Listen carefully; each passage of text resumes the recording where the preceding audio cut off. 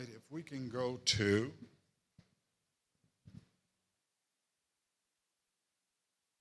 Second Samuel 14, and we're just going to briefly go through that, and we're going to go into chapter 15. So we thank the Lord for all of you that are in the house on this evening, and those of you that are joining us via live stream. We want you to know that we are glad that you took time out of your evening to be with us. And so just want you to know that we value and appreciate you. All right. So we've been talking about the individual, the family, the community, the nation, and how choices impact, choices at each level impact the other levels.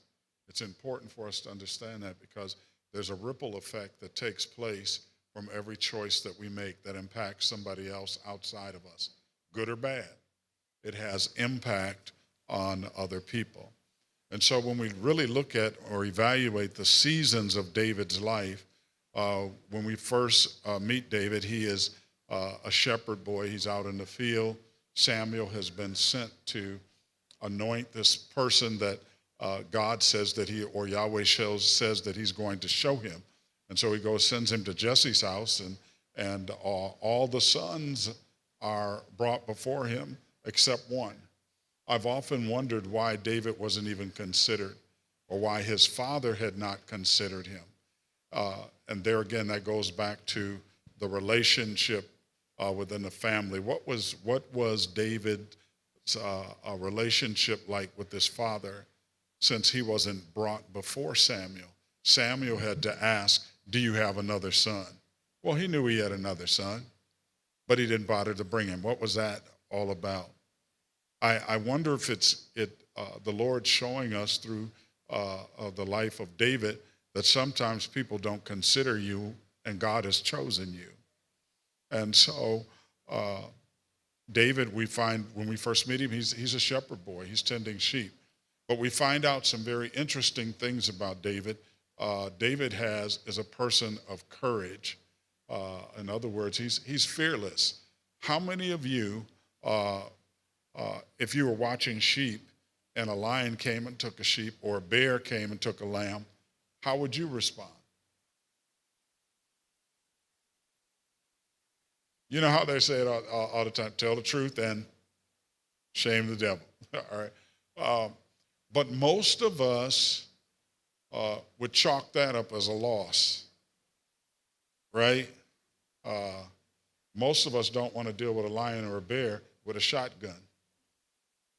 We would just rather not face them. How many of you seen the lions out at Como Zoo? Just a few of you. Have you ever got close up on a cage?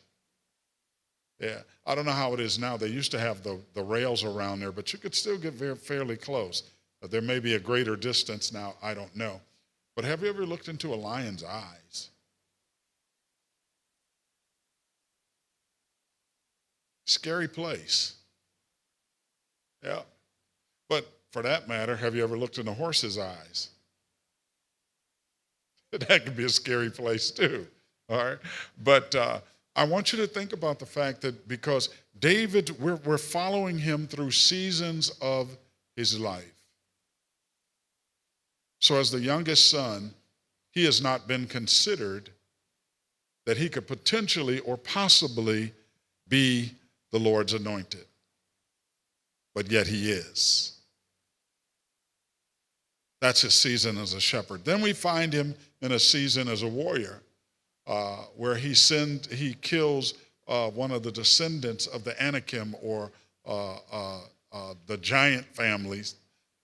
Goliath had 5 other brothers that was big, or 4 other brothers, I believe. I believe it was 4.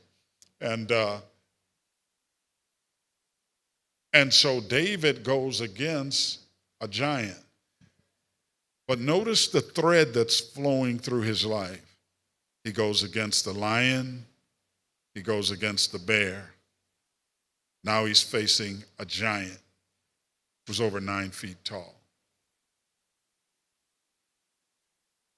Now, I don't know if you've ever, I've played basketball with some guys who are like 6'7", 6'8", When they lean on you, it ain't nothing nice. Even if they're thin framed, just the height carries some weight. And if they're a big guy and they're 6'7", 6'8", 7 feet tall, they lean on you, man. You feel the power. And so Goliath is insulted, but David now is entering into another season of his life where he has been a bear killer, a lion killer. Now he's a giant killer. He's an example for us of how we should be in terms of in defense of the gospel, not in a physical sense, but in a spiritual sense of not having fear because you know that the Lord is with you. So David was fearless in a lot of ways. And so we're going, when we really go through the seasons of David's life, in the period where he's a warrior, he spends 15 years on the run from his father-in-law. Are you seeing the individual and the family dynamics? His first wife is given to somebody else while he's on the run. This is some messed up stuff in the kingdom, right? And Saul's trying to kill him, and he's never done anything. He has always said that I will never lay hands on the Lord's anointed. If people understood who you were as saints of God, they would feel the same way. But oftentimes we don't see the value that God sees in us, that we are his anointed. If you are saved, if you are a born-again child of God, you are the Lord's anointed. And if people really understood that, they wouldn't come against you. If we really understood that, we would stand more firm in our belief and our conviction about serving the Lord. And so as a warrior, he experiences great victories, not only because he's fearless, but he's always inquiring of the Lord as to whether he should go up and fight or not. Most of the time, we just do stuff and hope for the best, right? How often do we ask the Lord, should I do A, B, C, or D? We don't. Sometimes we just do it because people ask us. Other times, because it may fit into our overall goal in terms of where we want to go. But do we ask the Lord about it? Because sometimes it might fit into where you really want to go or where you want to be in life, but it might be the wrong time. And if you make the wrong move at the wrong time, what was meant for you could actually be a disaster. All right? And so then we have come to the place where he's king. David is ruling well. He's ruling well.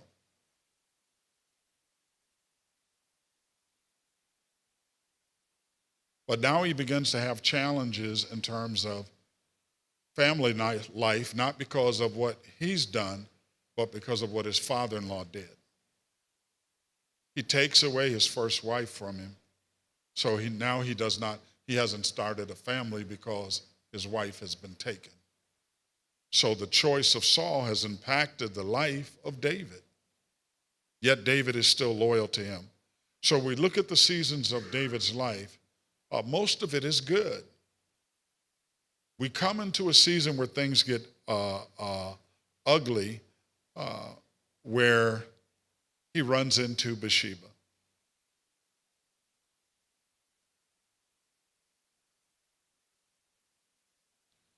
I've asked myself many, many times, what happened to him?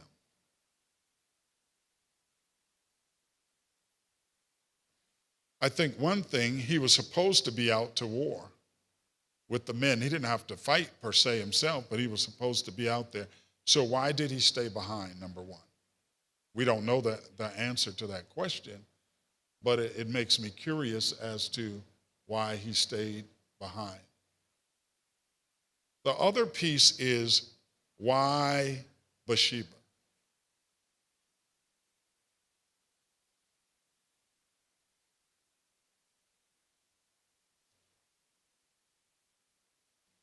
Let me suggest this to you.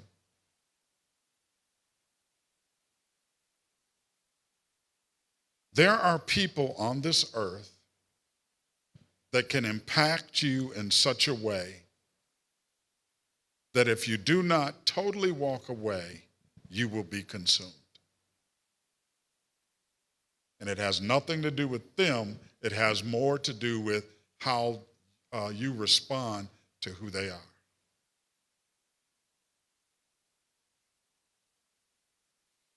It talks about David was observing her while she bathed, but it's more than that. It's more than that. I don't know how much y'all can handle. I don't know how much y'all can handle. Because it goes both ways.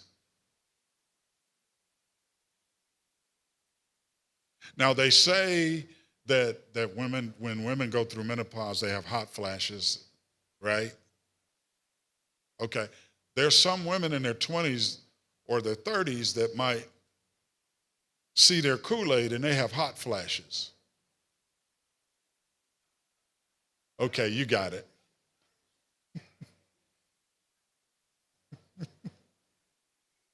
Mm-hmm. And don't nobody else have to feel that way about that person.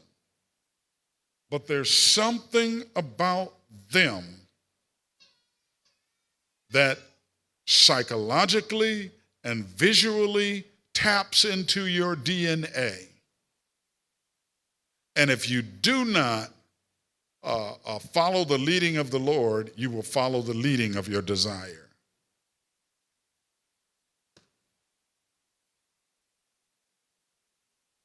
Somebody else might say, "Oh, girl, I don't know what you see in that man." Like, dude, what you thinking? You don't know how it impacts me. And in relationships, we don't deal with a lot of this because after David sees her,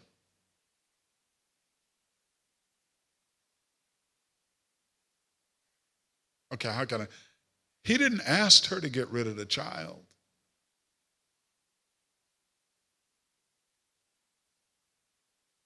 He just wanted somebody else to think that they were the daddy.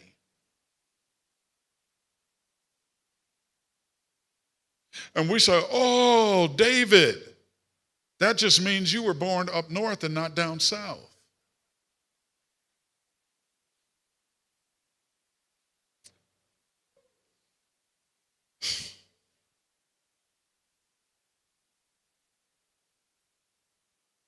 Mama's baby, daddy's maybe. This is real. I'm just being joking, but in terms of down south, sometimes there would be kids that would be playing with each other, and they didn't even know they were sisters and brothers.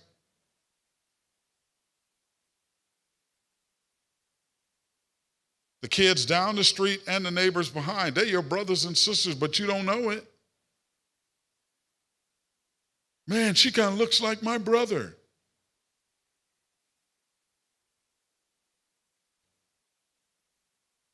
But all the time, the father that lives down there thinking all these are his children.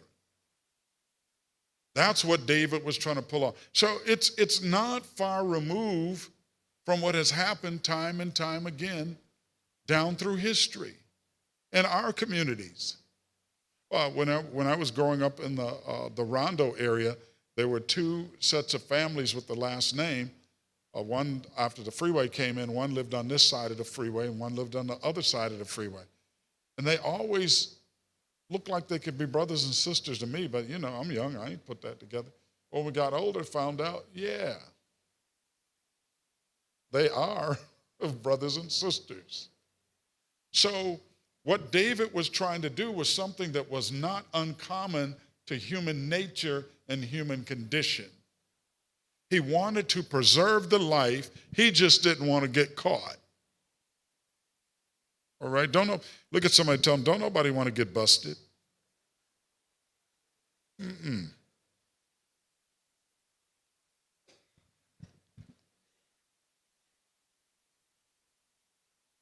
So now, and this is just by way of recap, we're recapping the impact. So when we get to chapter 15 here, you'll understand and you'll see, Many times we try to judge David harshly, but the majority of his life, he has done that which is right in the eyes of the Lord. Until he runs into something that he won't consult the Lord about because he don't want to know his answer.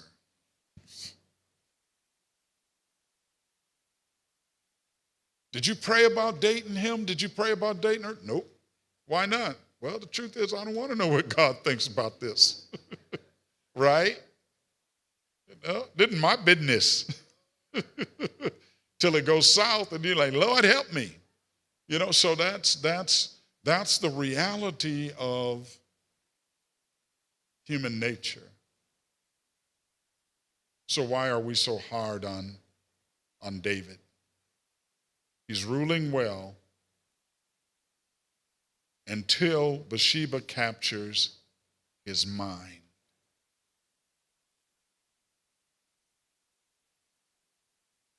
When we read about the judgment upon David, Nathan says to him, because you had a man killed, you took his wife to be your wife. That brought the judgment of God.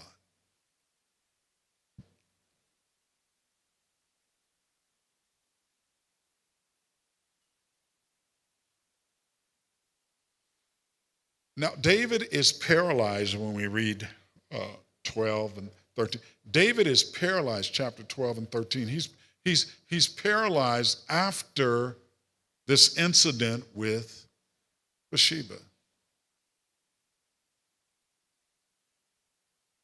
Nathan tells him that the sword shall not depart from his house.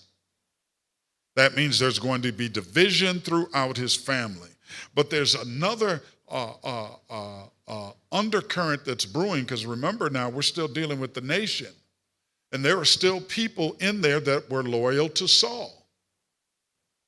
So all this is still in the background. Then there's the Amorites that they had a challenge with. All this is still happening in the background while his family is now in chaos.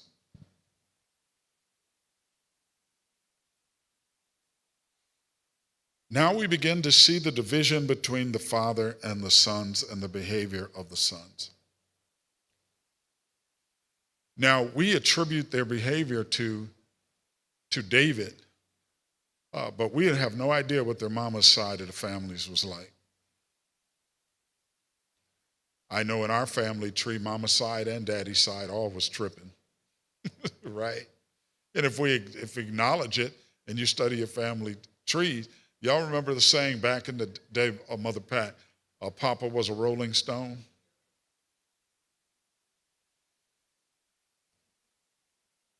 Yeah, so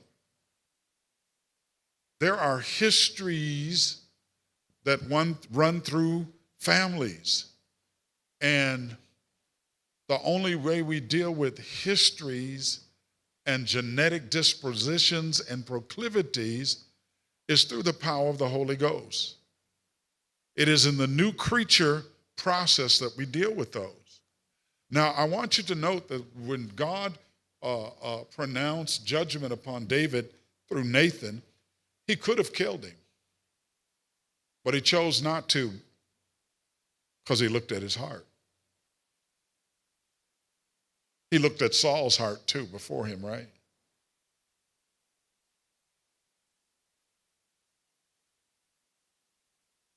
So last week we dealt with how his firstborn son Amnon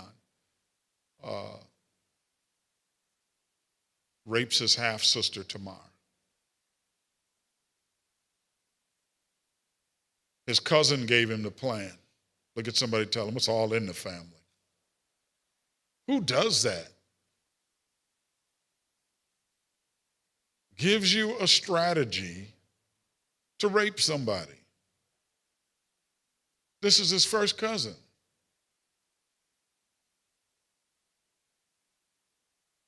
Tamar is distraught. She's rejected. She's considered to be contaminated by the community. She does not go back home to her father. She goes to stay with her brother by the same mother, Absalom. Absalom gives us insight to Amnon's character. He's letting us know that Amnon is undisciplined. That's why he asked her the question, has Amnon been with you? He knows something about his brother's nature. He's off the chain, his libido's out of whack, and he can't control himself. But Absalom tells her, hold your peace, don't make any noise, leave this to me. Now, I wonder why he said, leave this to me, because it was his father's position to handle this. But he does nothing. We have no record of him even comforting his daughter in any way. Is this because David is paralyzed from his own sin? Or is it that he doesn't want to confront it and deal with it? There are things in our lives that we don't want to confront, right? Because it's uncomfortable. Because if I deal with you, then I also got to look at me again. And that's painful.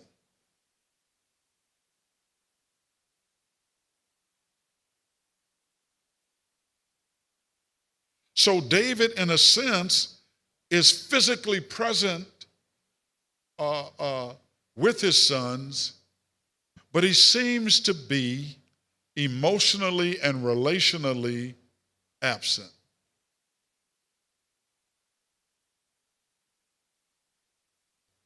If Amnon's having these weird thoughts, why couldn't he go talk to his father?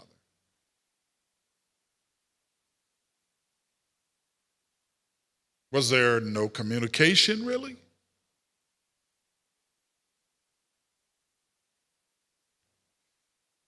The only way you really find out what's going on with your children is you talk to them, watch them, observe them.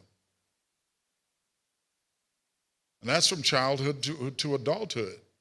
A parent, you should know when something's going on with even your adult child. You may not know exactly what it is, but you sense something is wrong. That doesn't seem to be there for David. And I've wondered, was he paralyzed? Was he so traumatized by what he had done when he came to the realization of it, that he really became an absent father in terms of parenting?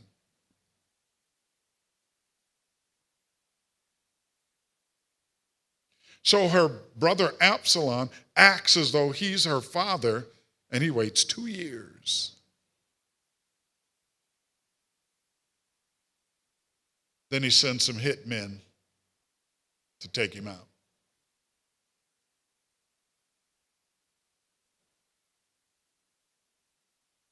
Now, he had a right, as I said last week, he had a right to exact some judgment upon Amnon. He could have been killed. His father could have had him killed and been justified. But he did nothing. No reprimand, no nothing.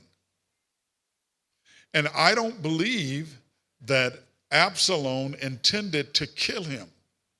I think he wanted to harm him. But he held that bitterness and that anger for 2 years. How many of you know when you hold stuff in, when it comes out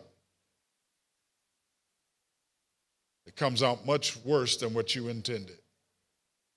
There's a lot of people in prison say, I didn't mean to kill him, and they're telling the truth. Whether it was a targeted rage or whether it was misplaced rage, it was rage.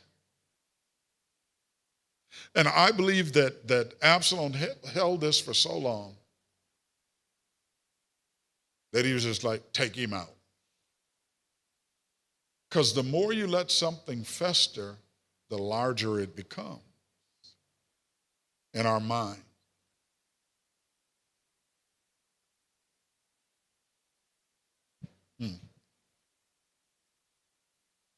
So now, Absalom, as we read last week, went into self-exile. He goes away for 3 years. He's staying with his grandfather on his mother's side.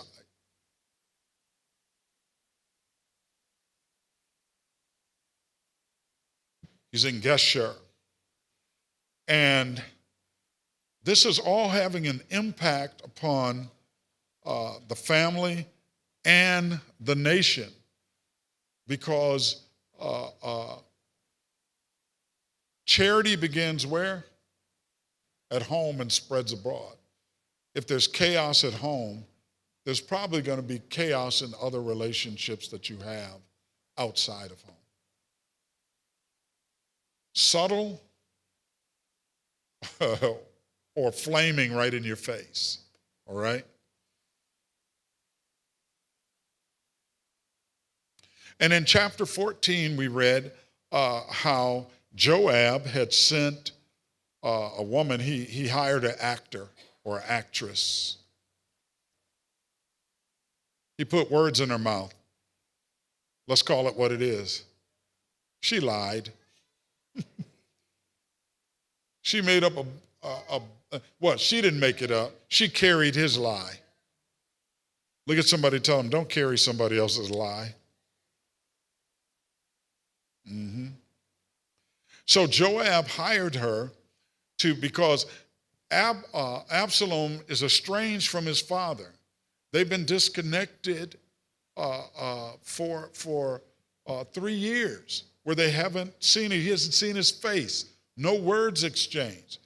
And Joab said, this is unhealthy because I see how it's impacting you. Because he loved his son, but he didn't want to talk to his son.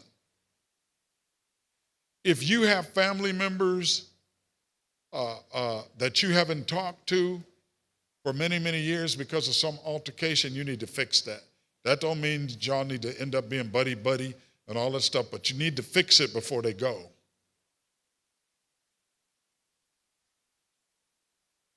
If it's an abusive father or mother, you need to let them know, I forgive you. Release yourself.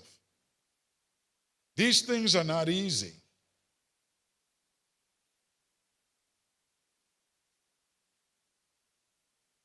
But it harms you to hold it.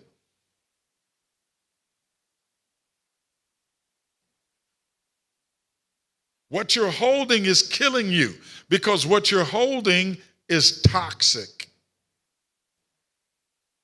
Even though Joab, I think, went about it the wrong way, what he was really trying to do was alleviate the toxicity in the family because the toxicity is now in the kingdom.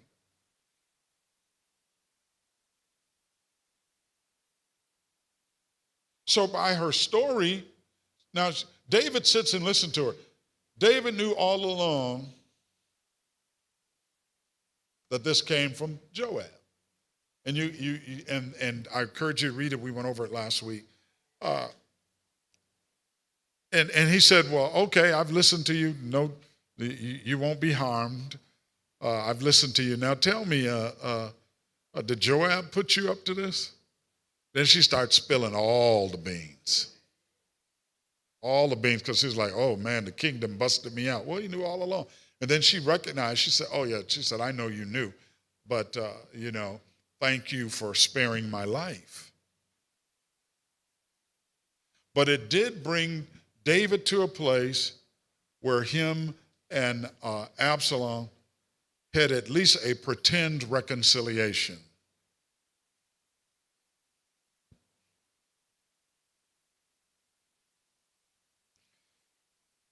And we find that, let's go to chapter 14.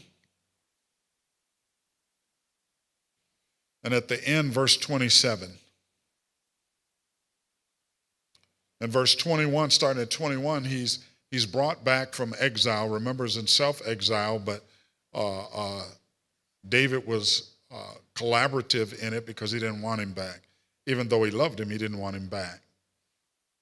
All right? Verse 27, and unto Absalom were born 3 sons and 1 daughter, whose name was Tamar. In other words, he honored his sister by naming his daughter after his sister. All right? Absalom loved his sister the right way. All right? 28, so Absalom dwelt 2 full years in Jerusalem and saw not the king. So now this is after he's brought back, but he still can't have a conversation with his father. They have not even crossed paths. If the king don't want to see you, you can't come near where he's at. All right? Therefore Absalom sent for Joab to have sent him to the king, but he would not come to him. And when he sent again the second time, he would not come. Therefore he said unto his servants. Now, this would tell you something about the character of Absalom here. Joab is ignoring him. He did what he wanted to do, bring him back, so it doesn't look like the kingdom's divided to the larger, the surrounding nations and the nation. Because he knows that what's happening with the individual, with the family, is impacting the community and the nation and the perception of the nation by other nations. So that's what Joab is trying to deal with. And so he succeeded in bringing Absalom back home, so it looks like there's some reconciliation. But it's only looked like. Absalom is upset because he wants to have a father, not a king. And that's where many of us as pastors and or ministers, we make a mistake and not deal with our children as our children and deal with them as saints. That's a mistake.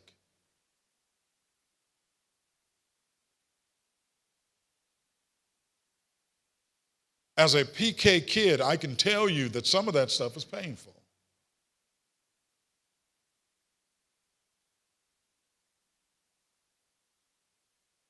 You raise up a child in the way they should go, and when they're old, they won't depart. When it says the way that they should go, when they're a child, study their character. Look at their skills and their gifts and try to guide them in that direction. It's not about them being what you want them to be, but helping them to become that which they are have been designed and gifted to be.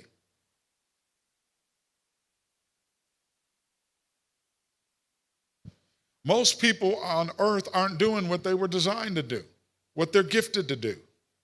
Most folks don't even do what they went to college to do.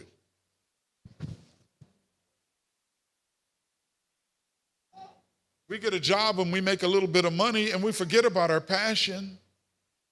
We forget about that which has been driving us since we were children. We get 22 and say, oh, I'm too old to change directions. What? I'm 45 and it's too late. No. That one was for me. Ouch. But anyway.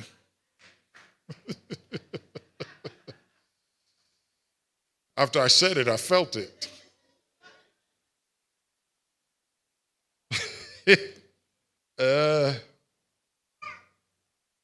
Yeah. So Joab has succeeded in bringing them back, but that family relationship is fractured. David is not doing what he should do to mend his family, to heal his family, to restore family.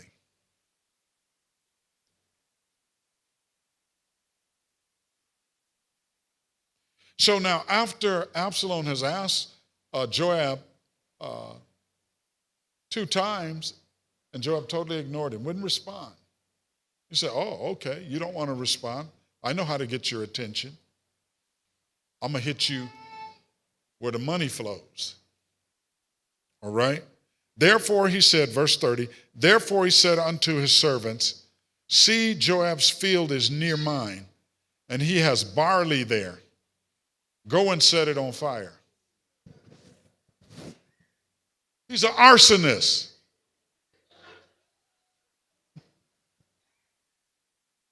Are you seeing this? This is in the family. This is the top of the kingdom, top of the nation. And Absalom's servants set the field on fire. This would almost guarantee Joab going to come see me now. All right? Verse 31, then Joab arose and came to Absalom unto his house and said unto him, wherefore have your servants set my field on fire? You messing with my money. Why would you do this? And Absalom answered Joab, behold, I have sent unto you, saying, come hither, that I may send you to the king to say, wherefore am I come from Geshur? In other words, why did you bring me back home? It's the same thing. I could have stayed in Geshur. I still haven't seen him. We're still not talking. Absalom, he's saying, I want to talk to him. I want to see my father. What he's saying, I want relationship.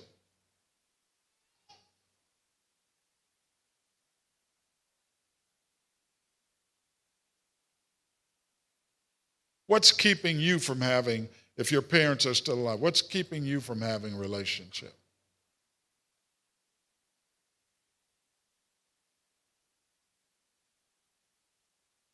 As parents, what's keeping us from really nurturing our children in the way that they should go?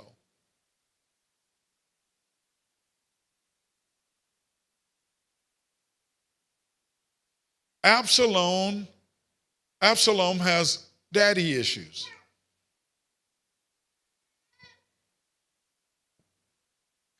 He wants to be validated by his father. He wants to be forgiven by his father.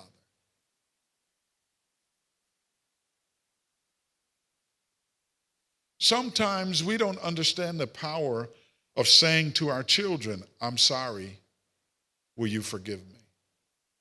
That doesn't make you less of a parent. But it lets them know that as a parent, you make mistakes. And it also, it's modeling for them that for the next generation, when they have children, that they can let them know, hey, as a parent, sometimes I miss it. But when I miss it, I have to acknowledge it. Because it doesn't minimize me as a parent.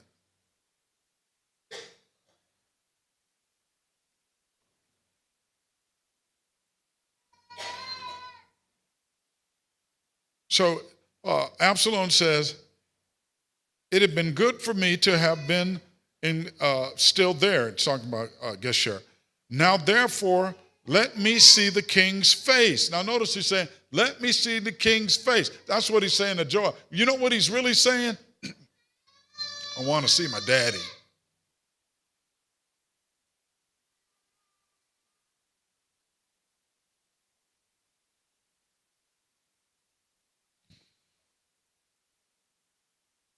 If you look at those that are incarcerated,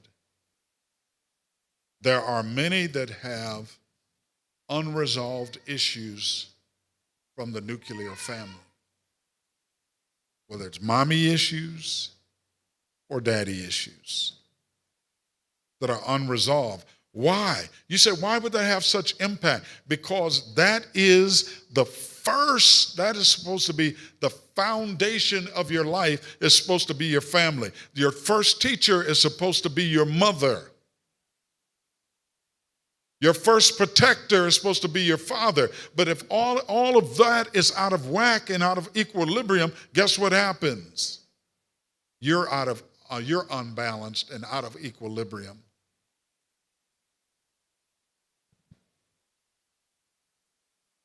Hmm. So Joab came to the king and told him, and when he had called for Absalom, he came to the king and bowed himself on his face to the ground before the king, and the king kissed Absalom. A big hug probably would have been nice, right? Look at somebody, tell them a hug goes a long ways. Yeah.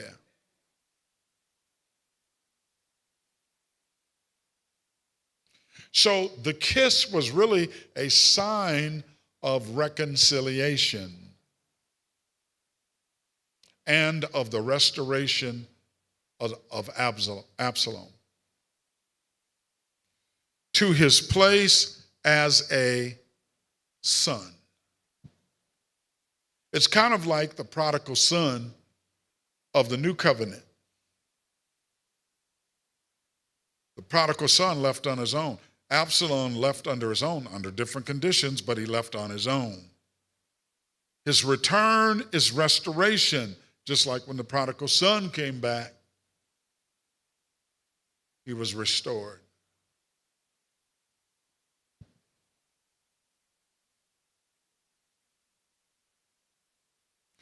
Now, I want you to get this, because while Absalom is exiled, he lost all his privileges as the king's son. So when he comes back and he sees his father's face and he kisses him, all of that is now restored.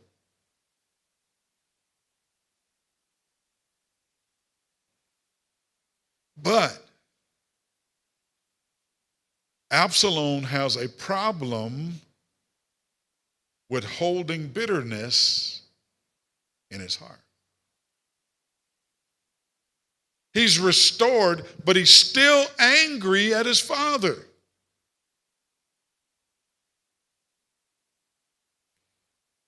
Chapter 15, verse 1. And it came to pass after this that Absalom prepared him chariots and horses and 50 men to run before him.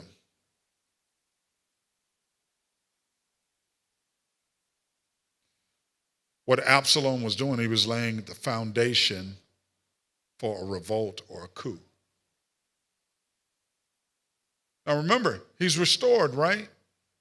So now he's recognized as the king's son. So anything that he's doing, it seems like it's under the authorization of the king. But he's mad at his daddy. So he goes and gets 50 men to himself and some chariots, and he starts rolling around to the important posts of the city. And Absalom rose up early and stood beside the way of the gate. This is a place where most business transactions and things were taking place. And it's where judicial renderings were taking place. So if people would bring a matter, and then they could be judged at the gate. So he positioned himself there to be a judge of the people. He's laying the foundation for his coup. And Absalom rose up early and stood beside the way of the gate. And it was so that when any man who had a controversy came to the king for judgment, when Absalom called unto him, he said, "Of what city are you?" And he said, "Your servant is one of the tribes of Israel." And Absalom said unto him, "See, your matters are good and right, but there is no man deputied of the king to hear you." Get what he's saying? David's not a good king. He ain't ruling well. If he was ruling well, this would be set up like this, and you wouldn't be sitting here waiting. This is basic. This is what he says.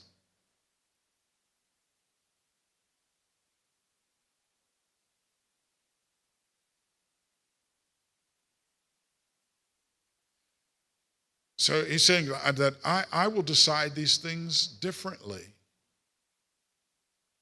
If I was king, this is how I'd do it. Absalom said, moreover, oh, that I were made judge in the land. Y'all would get justice immediately. And every man which has any suit or cause might come unto me, and I would do him justice. And it was so that when any man came near to him to do obedience, he put forth his hand and took it and kissed him.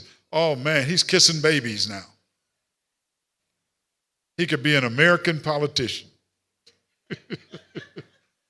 He kissing hands, kissing heads, and kissing babies. All right? This is what Absalom was doing.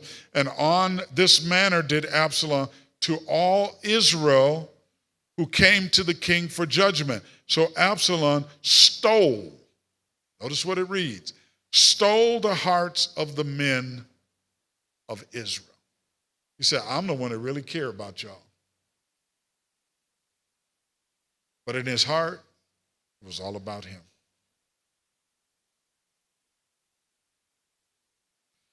So Absalom deceived the people by pretending to be devoted to them. I want what's best for you. Ain't that what happens about every 4 years?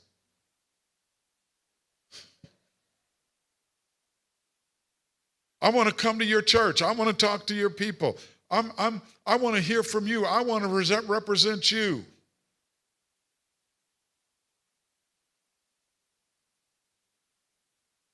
They're lying.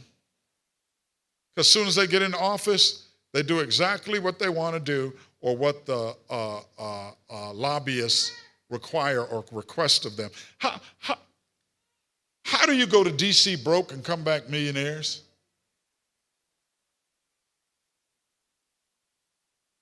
I'm just wondering.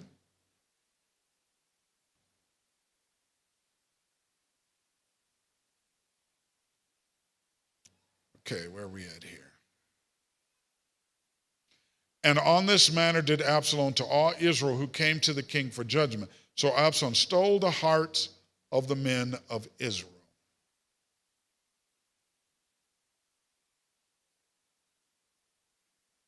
And it came to pass after 40 years. Now, some say that this is a copyist mistake. I don't really know. Because there's some other writings that say 4 years. I don't know if the copyist couldn't read it and made it 40 years or if it was 40 years. So I'm just going to go with the 40 years because that's what's there. All right.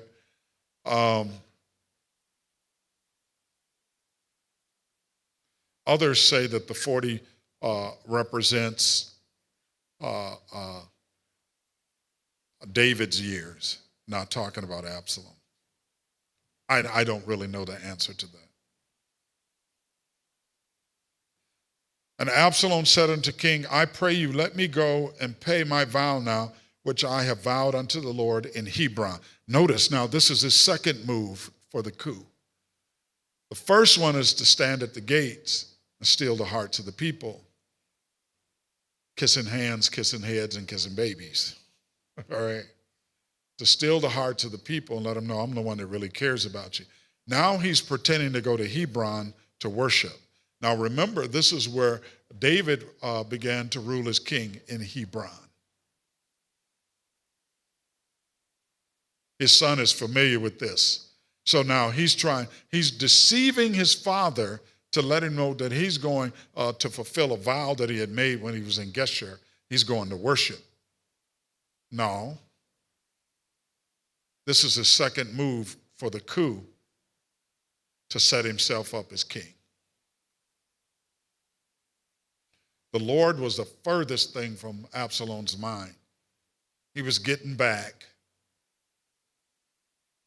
at his daddy. He says, for your servant vowed a vow while I abode in Geshur in Syria, saying, if the Lord bring me again indeed to Jerusalem, then I will serve the Lord. No, no, no. He's serving himself.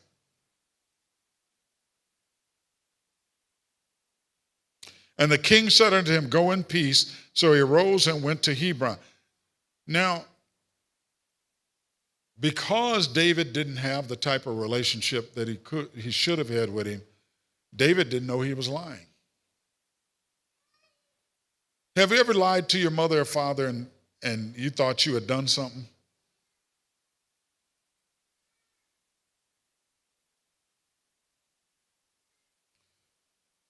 When I was trying to tell one to my mom, she just started laughing.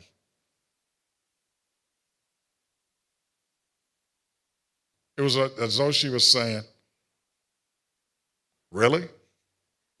I'm supposed to believe that?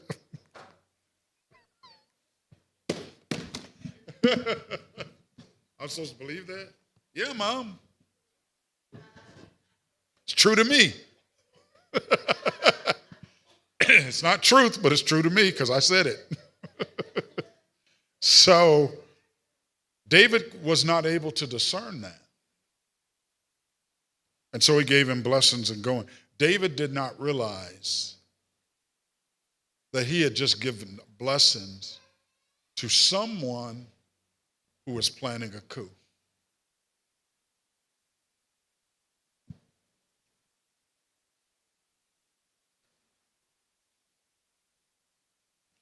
So the king said unto him, go in peace. So he arose and went to Hebron. And we're going to leave off there because the roller coaster really begins to start as he makes his third move. So we did 1 and 2, the gate. One really was gathering the men, 50 men, unto himself, then going to the gate.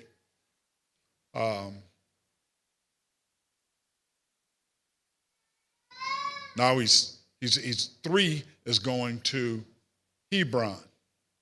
Then what he does next, he's really setting things in motion.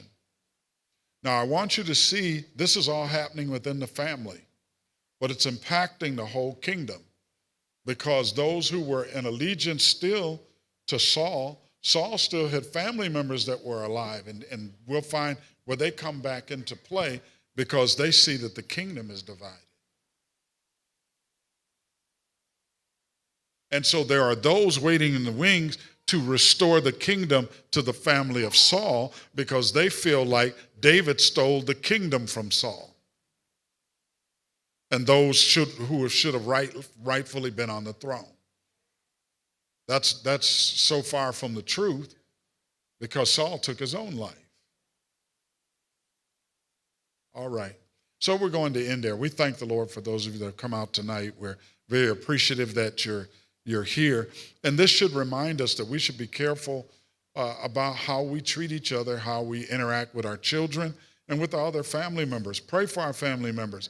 And when you start seeing them come in, rejoice and celebrate with them. Let them know that you're glad that they are now moving in the right direction. Celebrate them. Yeah. Let them know, I'm glad to see you. Look, hug them when they come to church. Hug them, grip them hard, give them chiropractic services.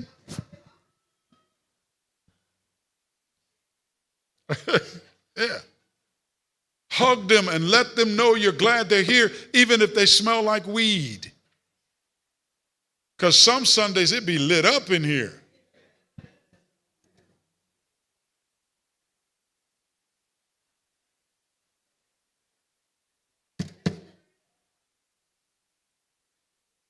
Pray and ask the Lord to continue to work them and to pull them and to draw them unto him. Yeah, let him change the fragrance. Let him do it. Let him do it. So we thank the Lord for those of you that are here, those that have joined us via online. We're very appreciative as always. And we pray that the Lord will bless you in the rest of your week. Be blessed.